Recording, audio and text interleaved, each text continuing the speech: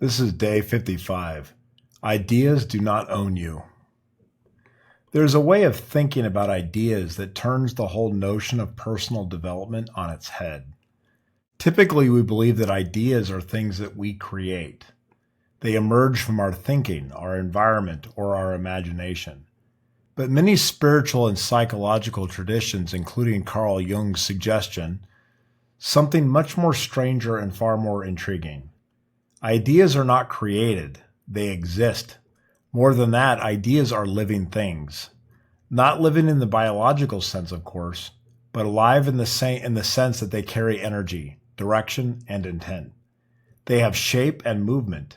They arrive, they cling, they whisper, they persuade, they linger, and every so often they take hold of us without our even noticing.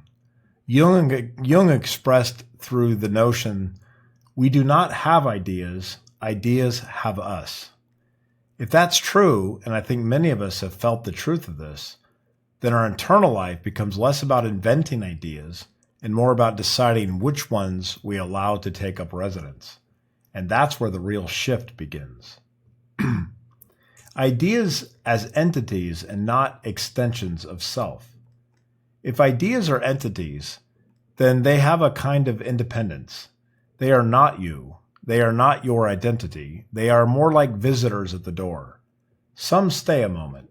Some stay a lifetime. Some move in without being invited. Take the idea, I am a failure. That idea shows up strong. It can grip a person. It can influence choices, emotions, posture, and behavior. For some, it has followed them for years, waiting for low moments to reattach. But when you consider that idea as an entity, something that simply exists in the world of ideas, something remarkable happens. You realize you don't have to be in a relationship with it. You don't have to fight it. You don't have to defeat it. You don't have to prove it wrong. Fighting gives it power. Proving it wrong acknowledges that it has a rightful claim. Resisting it makes it stronger. But declining a relationship with it, that restores something far deeper, agency. The power is not in overcoming the idea, but in disengaging the relationship with the idea. When we see ideas as visitors rather than as identities, the whole struggle changes. Instead of wrestling with thoughts trying to overpower them, you shift to a question of consent. You get to choose. Do I want a relationship with this idea? Does this idea deserve a seat at my table?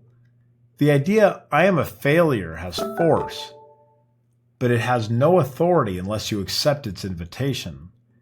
The idea, I am not enough, can be loud, but it cannot act in your life without your permission. The idea, I always sabotage myself, may appear repeatedly, but it cannot dictate behavior unless you enter into a partnership with it. You are not defeating the idea. You are opting out of the contract, and that decision is a profound form of freedom.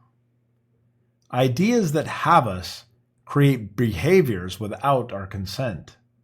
When an idea has us, we live as though we are obligated to act according to its worldview.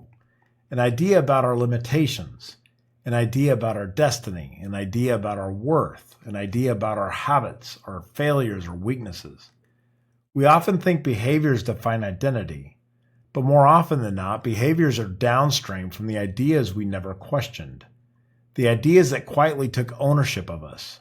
When viewed this way, a harmful habit is not a permanent flaw. It's the result of an idea we accidentally held hands with. And if we didn't intend that relationship, well, then we can end it. That's the liberating piece. Exiting a relationship with an idea. So much of modern culture focuses on positive thinking and mindset shifts, such as trying to replace negative ideas with better ones. But there's a quieter practice that may be even more powerful.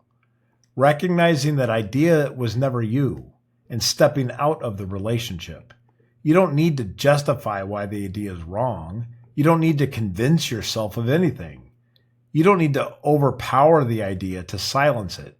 You simply acknowledge, this idea exists, it has its own energy, but I do not choose to be in a relationship with it. And then you let it walk out the back door. The invitation of a healthier idea. If ideas are living things, if they wander, offer themselves, and wait, then the beautiful flip side is also true. They're ideas that strengthen you, ideas that grow you, ideas that align with your purpose, ideas that invite courage, clarity, or direction. You don't have to invent these either. You just recognize them when they arrive, and when they do, you have the same freedom. Will I enter a relationship with this idea? Much like people, ideas have temperaments.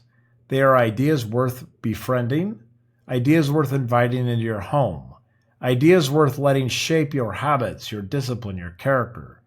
The choice is always there. Living with ideas and not under them. The whole perspective shifts us away from self-blame and towards self-awareness. Instead of why am I like this, the question becomes, which idea have I unknowingly partnered with? Instead of I must force myself to change, the question becomes, is this relationship still serving me? And instead of trying to control our minds with white-knuckling discipline of forcing positivity, we step into a gentler, more empowering role, the one who chooses which ideas to welcome and which ideas to release. Ideas exist on their own. They are everywhere, floating, approaching, receding, reappearing. But the relationship is always up to you, and that is its own kind of strength.